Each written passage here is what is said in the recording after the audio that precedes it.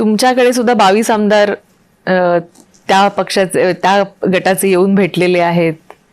इकडेही चर्चा झाली आहे, पार्थ पवारांची कंप्लेंटही झालेली आहे. कसं बघता या सगळ्या अनरेस्टकडे? मुळात नाही, आता ह्या सगळ्या न्यूज आहेत, प्रत्यक्षपणे काय घडलं हे आपल्याला काय माहित नाही.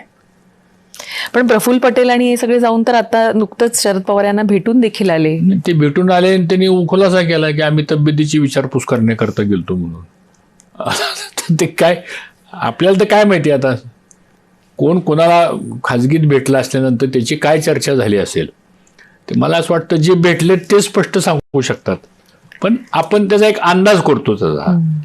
तर आजची राजकीय परिस्थिती महाराष्ट्रातली जर बघितली ना तर कार्यकर्ते पण संभ्रम अवस्थेमध्ये आहेत. ही गोष्ट नाकारून चालणार नाही आपल्याला. कार्यकर्त्यालाही वाटतं की बाबा हे काय आहे, आता नेमकं आम्ही काय करायचं. त्यामुळे आता हळूहळू ह्या गोष्टीची स्पष्टता आणि क्लॅरिटी पुढे येईल असं मला वाटतं.